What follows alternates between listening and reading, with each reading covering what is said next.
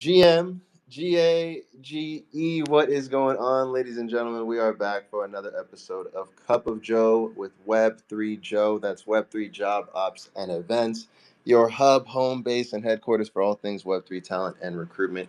They power these spaces. We're on every Wednesday at 9:30 a.m. Pacific, 12:30 p.m. Eastern. Do our best to fill this next 30, 40 minutes or so with as much value as possible. We do that by bringing on Web3 leaders from the space to talk about how you can land your dream job in the industry. Today, we got a very special guest, Mr. JKS. He's the CMO at Eco. He's the former AVAX, AirSwap, and Ogilvy. I hope I said that right. He's also the co-founder of Sonara Record. Jay, how are you doing? Thank you so much for joining us today. Yeah, thanks for having me. Appreciate the impressive intro. I did my best. How much did I butcher Ogilvy? Ogilvy?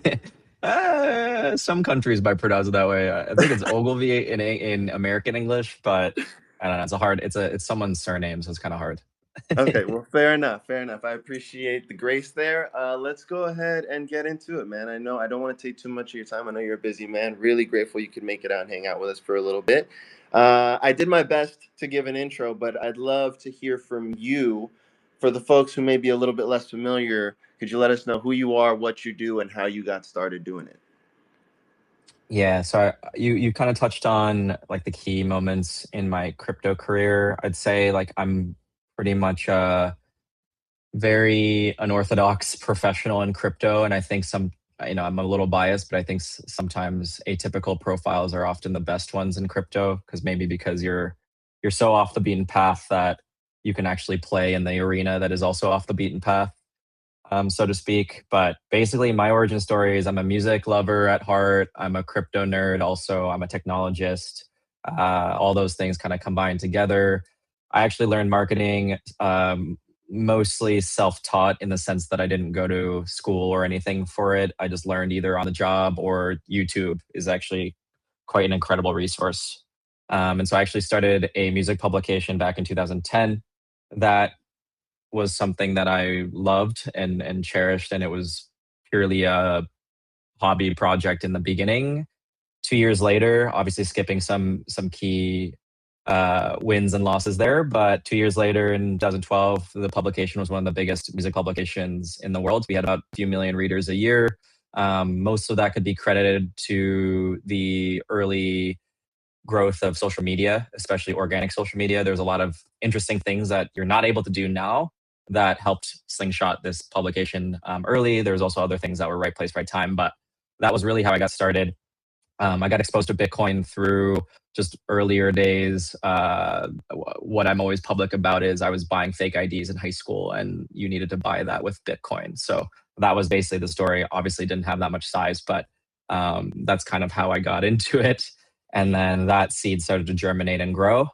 And when I was at Ogilvy, that was really when things started to converge. And so that was where a lot of these crypto companies, especially as the ICO boom was starting to rip, they started to get interested in big agencies, full service agencies, because they wanted to effectively go global and go beyond the Reddits and Twitters that or anything alike that predominantly crypto was in. And so during that time, one thing led to another, and I ran my own practice with a co-founder of mine focused just on crypto projects. And then right after that, I joined AirSwap, and I think the rest you kind of named quite well. So that was really the origin story. I'm always just tinkering, trying to figure out how best to grow and perpetuate narratives, and also, most importantly, generate really solid statistics for the business objectives that are currently available or of focus for the companies that I'm a part of. And so that's kind of like a long and short of how I got here, what I'm focused on, and how I like to think about marketing as a whole. And so, was getting into the Web3 industry something that you saw ahead of time, or was it something that kind of happened more organically along the way? I feel like it was more organically and brute forced. I think most people who probably fell into this wasn't necessarily like, this is it. I'm going to do that. And then I'm going to go do it. It's not as easy. I think most of things in life aren't quite as easy. But I remember when I was at Ogilvy, I really was just becoming even more and more obsessive about crypto. I ended up knowing the category better than most of my colleagues at the agency, probably. Um, and I think that margin started to spread as I kind of devoted much more time into it. I don't think that's the only recipe for success, but I think that helps us to indicate to me that I had some sort of edge and that maybe I should pursue it.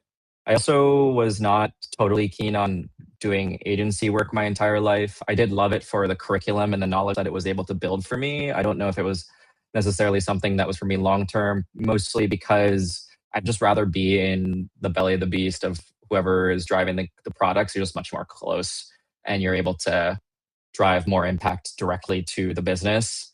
Um, and so what I actually did was I was trying to figure out how do I jump from agencies to client side, and I just kind of canvassed as many companies as possible and networked as hard as possible, whether socially or professionally didn't matter. And I lived in New York City, so to network both on the social and professional side was is actually much more straightforward than other less populated cities. And so that was helpful. And then I think the last thing that really is actually a pretty cool recruiting story is I was actually interviewing for a digital marketing lead role at AirSwap. And when I was interviewing for them, I finished that interview process and it seems like I was going to get the offer. And at the end, I said, hey, just as a question, who's actually going to be my manager? Who's going to be my boss? And they said, oh, we're trying to hire for like a head of marketing. We probably need someone in brand and we probably need someone in narratives. And I was a brand consultant at Ogilvy. So in my mind, I was being selfish and I thought, well, that could be me. But how am I going to convey that I can do this, especially as I'm coming out the gate from an agency job right out of school? Still on paper pretty junior, but I knew that my knowledge base was well ahead of my title on paper, but also my execution and capability as an operator because of my music blog and all the other projects I've done in between. I had a lot of confidence, albeit I think it was probably a little bit of blind confidence somewhere nested in there, but that's really what helped me push the idea over the edge. And I actually locked myself in a room in my apartment, ended up putting a pitch deck together because I was trying to go for my boss's role. I worked on it all weekend. I came back to the firm and I said, hey, I know this sounds a little bit unorthodox, but would you mind if I was able to put my hat in the ring? And before you even say yes or no, I already put the pitch together. So, like, hopefully the answer is at least yes to look at it. And they looked at it, and one thing led to another, and I was hired as the head of marketing. And when I fast forward, the founders from AirSwap are some of my close friends, especially Oved. I've stayed connected with him pretty consistently over the years, and we were kind of talking about small stories in the past and just reminiscing as you do with old friends. And I was telling him, I was like, "Hey, dude, remember that time when I just totally YOLO'd that pitch deck to your desk and just was tried? And I was so nervous and I was so anxious and all those things." And he was like, you know what's crazy is the minute you did that, no one else, despite seniority, did that. And that was when we knew that we needed to get you. And I wish I had known that at the time because I probably would have negotiated harder, but neither here nor there. That was like a really cool story. I always like to tell it because there is a bunch of luck involved, but I also think you do have to seize those opportunities. And often if you clear the bar with a huge margin, you're going to be looked at. Maybe not necessarily a yes automatically, but you're going to be looked at. And I think that's the most important thing when it comes to finding a job, or at least canvassing the opportunities to be able to have a good career.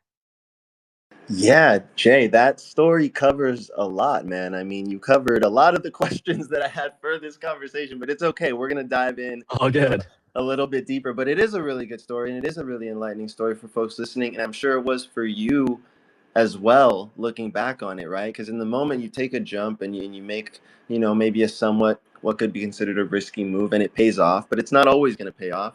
But this time it did, right? And I think there's a lot to be learned from there. And even if it didn't, I still think that it shows Totally. a lot. It shows a lot. Sorry, what'd you say?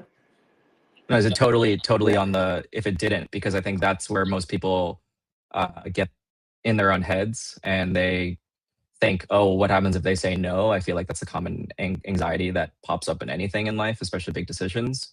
But even if I didn't learn it, like I've done that, the ones that I'm not telling you, I've done that other times and it didn't work.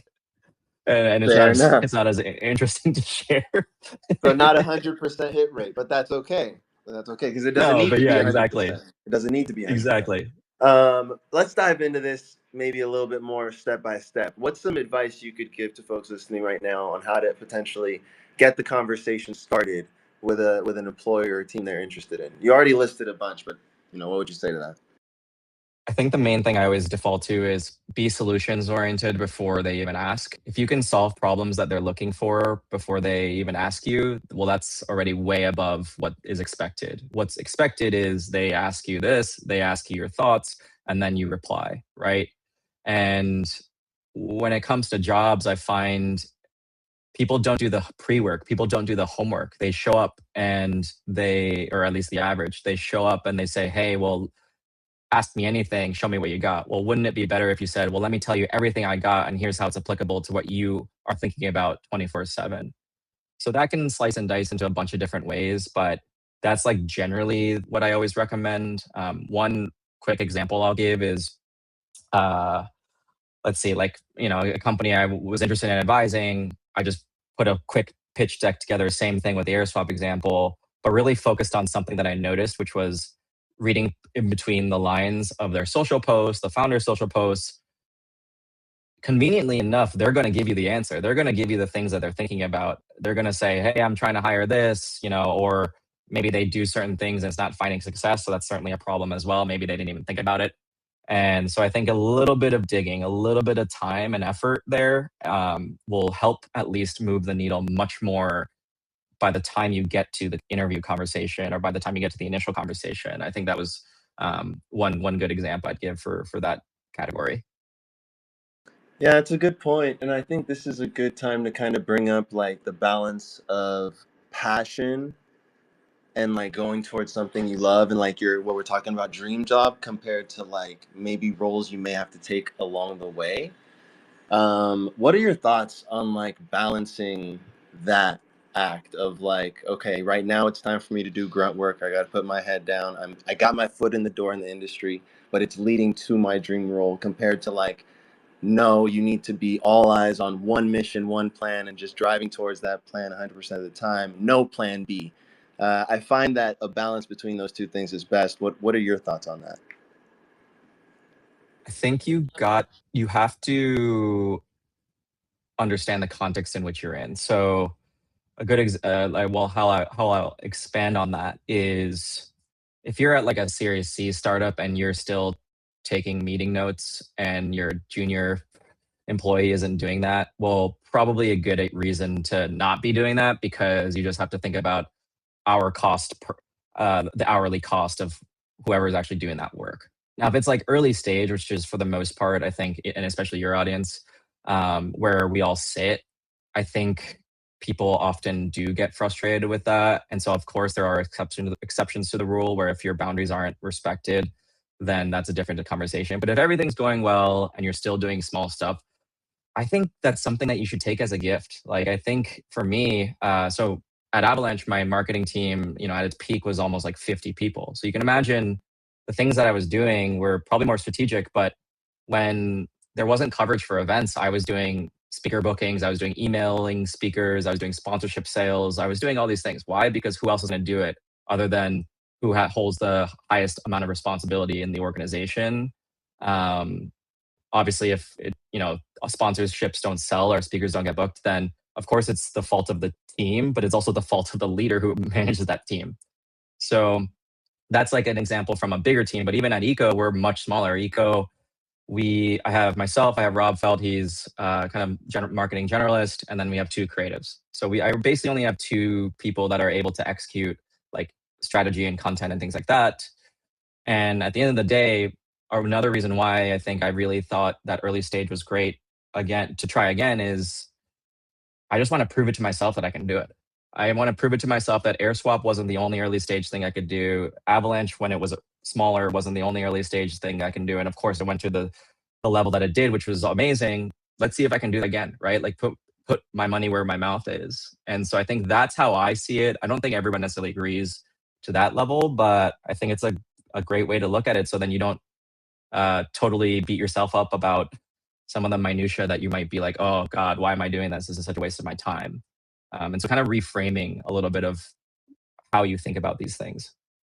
Yeah, perspective, zoom out, look at the big picture, and end of day. I mean, I really appreciate you bringing your real life examples into it because it makes it really easy to kind of visualize. But at the end of the day, like you said, context, each one of us individually are the only ones who understand the context fully, right? Because we have the full picture. You can get advice, you can get help from outside people who care about you, but at the end of the day, you got to make that decision for yourself.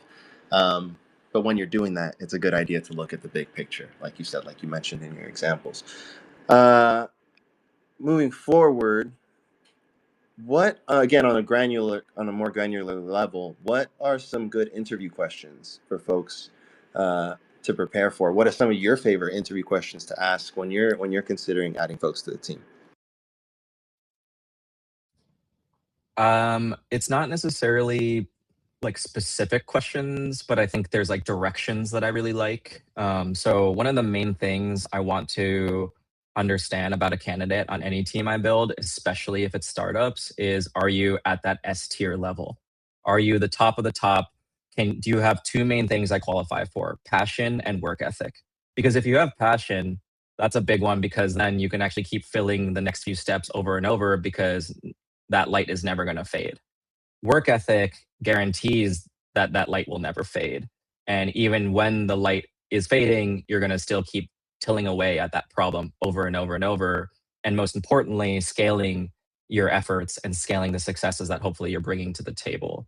So there's a bunch of questions that you can ask around that, but I try and understand what their backgrounds are. Are these people doing side projects? Are these people hustling? Like when's a time where you did something that wasn't asked of you and it was a project that you actually brought from start to finish, right? Like those are the most important things because, frankly, the main full-time job is great, but you don't learn that much more about that person because everyone's going to their job, everyone's getting paid a paycheck, they have mandates that come from the top down. Like it's just following instructions really well, almost, if you're going to oversimplify it. And so I want to see the dimensions because if you're doing a full-time job, but also you have huge passion in cooking and you have a cooking YouTube channel, well, guess what? I'm going to check that out because I want to see how you bring yourself to the table when no one asks of you to bring yourself to, or no one asks of you that effectively. And if I see that, it doesn't have to be, a million subscribers, it can be even be your family and you show up every single day, there's consistency. I can see that there's some production thought put into it. I can see that there's distribution thought put into it. Well, then I know that you're going to go above and beyond in certain ways. So that's kind of like mainly what I look for. And then I think, you didn't necessarily ask this directly, but I think what's most important that people maybe leave out, but also maybe not architect in the most successful way, I suppose, or a way that maximizes success are case studies. I think case studies get pushback because often people are saying, oh, well, you're asking free work. Now, of course, in the most malicious case, that might be true. But for me, like I've done case studies where I've spent 5, 10 hours on it. Why? Because if I can do this and I crush it out of the park, then I'm going to stand out beyond anybody else. And also, most importantly, it's actually beneficial to you as a candidate. And most people don't realize that. Why? Because you're working with the team and you're basically having a testing period where you can suss out, do I like the founder or not? Do I like my manager or not? Are they asking the right questions? Are they just leaving it for me to figure it out and they're not going to give me any support? Or are they hands on and they're almost too hands on, right? Like you can calibrate your way by basically using that case study as a way to test who you're going to be with for minimally, 4 years if you're going to run through the whole vesting schedule, right? But hopefully longer. And so I think about what does my 10 years look like? So you're absolutely sure the next decision that you're going to make is one that you want to be there for 10 years. And if it's not, then you have to be honest with yourself. Hey, like I'm going to give myself 2 years and this is why I'm taking this. And then hold yourself accountable. When that 2 year clock is right about running out 6 months ahead, then do the same test. Do I still want to stay 2 years later or do I 2 years more? Or is this exactly what it's done for me? And I find this to be a success and I can move on to that next challenge, whatever that may be. And so when you say case study, to clarify, are you saying a case study on exactly the team that you're going for? Or are you saying a case study on maybe a comparative team or the industry, something that you can bring that may be applicable to the team? Yeah. So I meant to say that from the perspective of the hiring manager or the company that's hiring this role. It can take all shapes and sizes, but the main thing I want to understand is execution capabilities, because anyone can create a deck. And so that's not what I'm measuring, but I'm measuring like feasibility. So if you're the type of person, extreme examples, but if you're the type of person who's like, oh, well, I'm going to impress this person by showing how amazing all of my ideas are. We're going to do, like a sports team sponsorship. We're going to do all those things. Well, guess what? That's completely out of touch, because you're going to get a budget of $100 on a seed stage startup. And unless you have friends in high places, that's never going to happen. And so that's kind of like a commentary on execution, is really knowing that whoever you're interviewing knows the context in which they're in, and so they're able to maximize the capability within the house, I guess, that they live in, effectively, like maximize all the output from that house, as an analogy. Gotcha. Yeah, I hear you. Some key terms you brought up: passion, effort, and execution. Right, the ability to execute. Um, what about? I know you're looking at like themes we just mentioned: passion, effort, ability to execute. Showing those things. How much consideration do you put into a resume? And then if you do, like, what do you look for on a resume? Are you asking how much effort do I put in my own resume, or like when in the No, no, no. reviewing process? When you're considering resumes, Yeah. how much do you consider them, and what are some specific aspects of a resume that you're looking for? Yep, yep. I think this is probably true for most people. And I think most people also feel this way about thoroughness. But with the thoroughness side, I think everyone tries to be as thorough as possible when reviewing resumes. However, totally contrary to that point, you're potentially getting dozens, if not hundreds, of resumes, and sometimes even thousands of resumes, depending on how big you are. And so thoroughness across 100, let's just say, is still quite different from 10 applications. With that being said, I think really good reviewers, I've certainly come up with a system. I've used all types of recruiting platforms, which make it easier for me to do. I remember there was one, I forgot, I'm blanking on the name, that helped me just click through with arrow keys. It was kind of like swipe left, swipe right. And so if you have actually a really standard template, that's like the most important thing. I think people get too creative with like headshots. They get creative with, I don't even know. I've seen some kind of unorthodox things in there, and all of those are distractions, right? Like most serious people aren't evaluating you on how you look. Most people aren't evaluating on you on like how you rank yourself in certain skill sets. Like that's subjective to begin with, because you wrote it. So it's like, how could I even trust that? Um, I think there are a bunch of other things, but if you have a standard template, then it's going to be easier for me to review cover to cover, top to down, assuming it's no more than 2 pages. Even if you're like the most seasoned person, you probably shouldn't have more than that, unless, again, there's exceptions to the rule. And so when you look at that, then when I screen, the main thing I look for, not in any particular order, stats that you drove impact, not just that you did something. I see so many resumes where someone goes, manage social media for a decentralized exchange, like took meeting notes. It's like, great. Those are fine bullet points if you're an intern, not fine anywhere above that. And so impact can come in the form of stats. There's qualitative impact as well, though I do prefer stats, because then you can back it up, and then, obviously don't necessarily believe the numbers face value, but you can do a quick BS check on it. Sometimes I've seen stats where it's like, we've grown the Instagram or Twitter by 30,000%. And I'm like, how is that even a helpful number? Not calling out that that's necessarily fake, but just doesn't really showcase the impact if it goes from 3 followers to a couple thousand, right? Like you can still get that crazy percentage with that type of growth. And so stats, I think, is a key one. I think tenure, like I know I think this kind of splits the field a little bit, but I think tenure is really important. If you are jumping from job to job and your average tenure is less than a year and you have 4 of those on paper, I'm going to have questions. I'm going to have questions on why, number one, you weren't able to pick a company that you were able to stay with 4 times in a row. And then number two, why those tenures were so short, even if some of these companies might have been poor, or like maybe not the best in the pack, it's still, 4. It's kind of like having a relationship, like intimate relationship with someone. If you have really short stints over and over and over and over, the question might be asked, is that a you problem? Is that all of the 10 people that you're with problem? Like, I think that's kind of how I see it a little bit. So 10 years, I think the number 2 spot. And then I think the third thing I can think of just to round things out in threes would be additional dimension. I don't think this is necessarily a mandate, but something I was touching on before is, are you just fixated on crypto, or do you have other things that you can bring to the table? Because I think diversified backgrounds are really important in life. And if you have diversified backgrounds, and not necessarily saying like ethnic or socioeconomic or whatever, just like you come from different walks of life, you're going to have much more data points at the table when you're strategizing or coming up with ideas to bring forth in the company. And so I think that's very important just for maximum success. Yeah, all valid considerations. I definitely agree with you on the standardization of resumes. I admit all the time to candidates I speak to that I more often than not just go to LinkedIn and check there because it is so standardized. And Right. folks' resumes can be so different nowadays. And don't get me started, Jay, on one plus page resumes. And I was taught, it was drilled down my throat in college. It needs to be one page. I know I'm a little extra anal.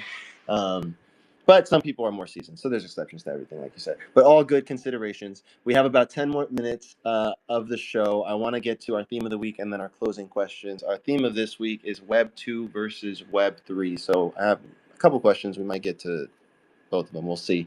But on Web 2 versus Web 3, what are some key differences between getting hired, interviewing in Web 3, and just the industry in general participating professionally between Web 2 and Web 3? In your thoughts? I think the main difference is less on the crypto side, but more on the startup side. So with the commentary on the startup side, I think it's just different because you kind of have to be T-shaped, right? Like you have to be able to execute or strategize while executing, and you got to be able to juggle a bunch of plates at once so it doesn't fall.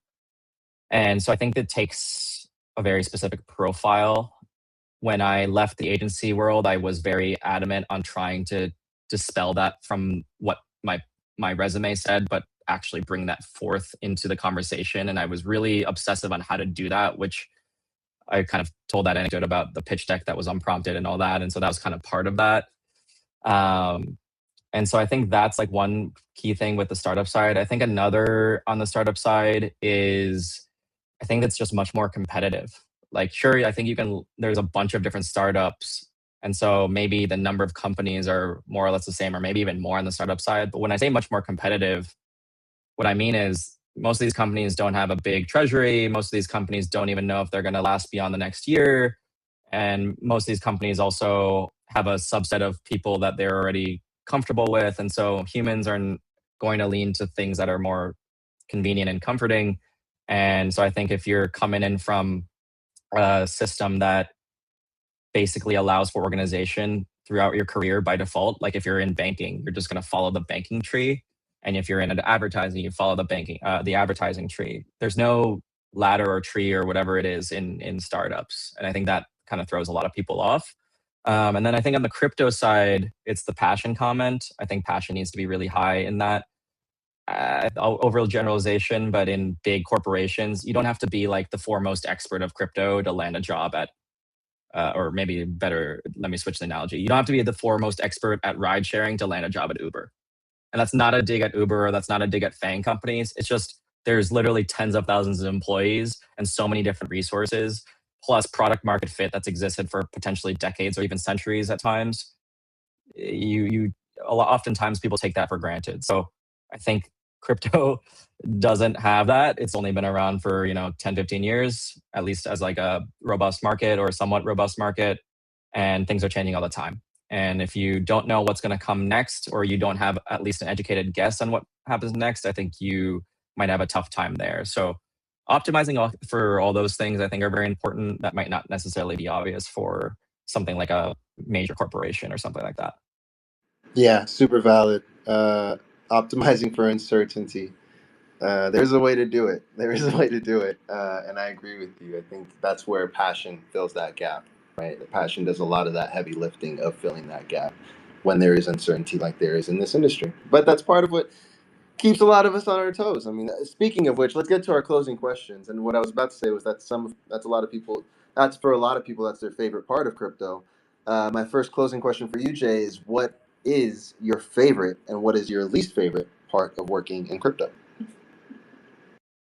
My favorite part that I have always said is my favorite part is I still cannot believe I work in this industry, considering when I was especially in my Silk Road days, but also like a little bit after in more legitimate phases of my life.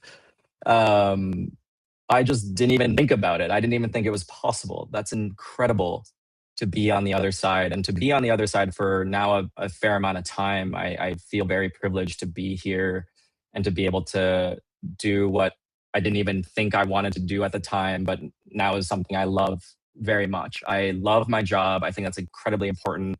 I love solving. I get extremely driven by the really challenging problems that exist in crypto, especially in marketing in crypto. And I think, a big part of my character is I'm extremely competitive for better or for worse. And so I think that just keeps driving me every day. And it's like, I'll say this publicly now that I'm not there, but when I first joined Avalanche, my first thought was, how do I beat Solana? How do I beat Ethereum?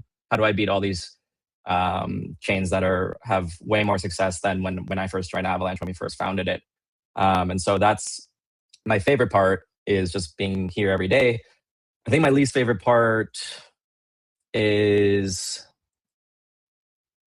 I'll give two parts. I think it used to be like the craziness of the audience that we're targeting.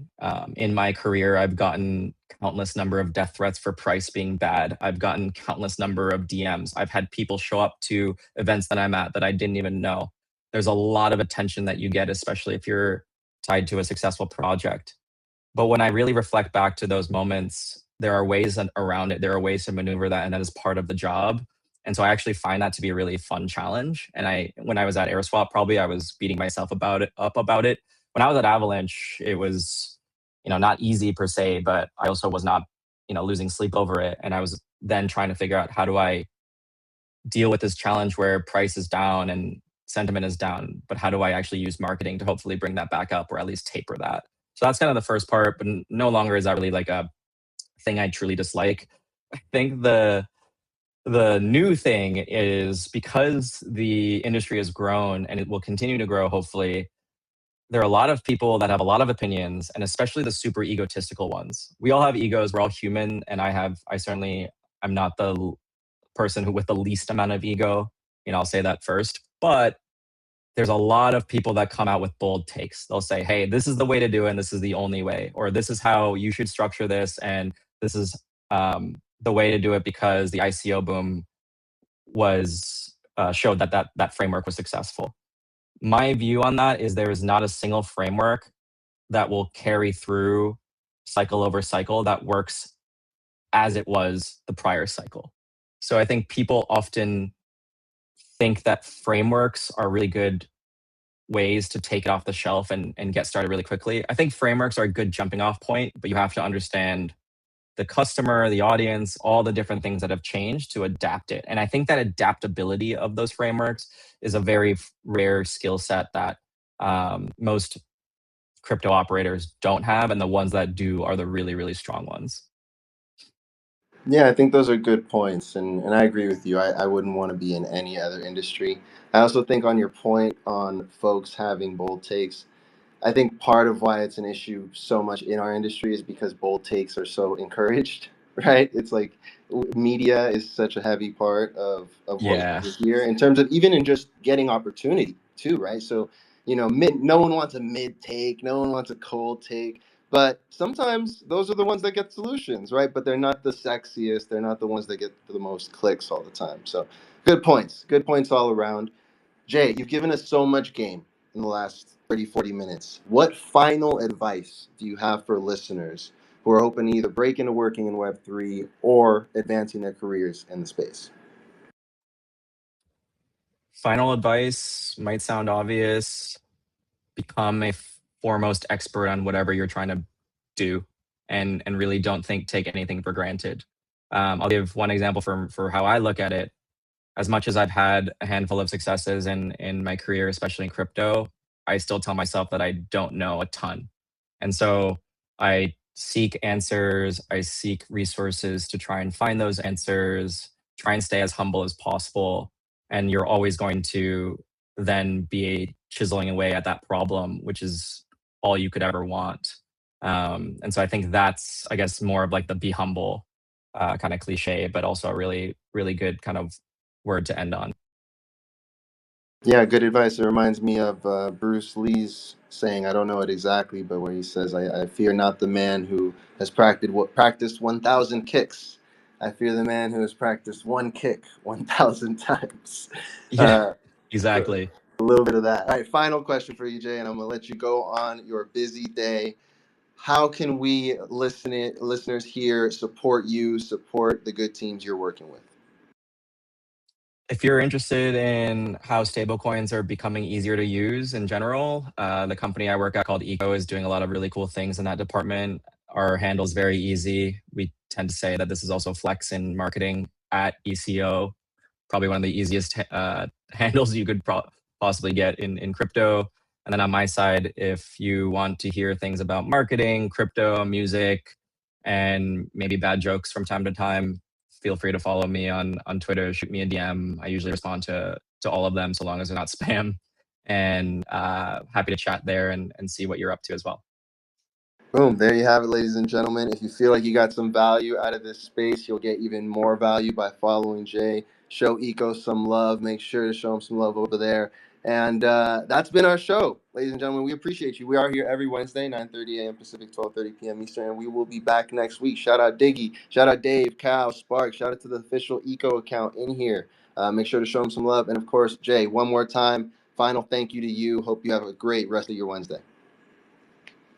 Awesome. Thanks so much. Appreciate the time. This is All great. right, man. Thank you again. All right, cheers, everybody. Have a great day. We will be back next week. See you soon.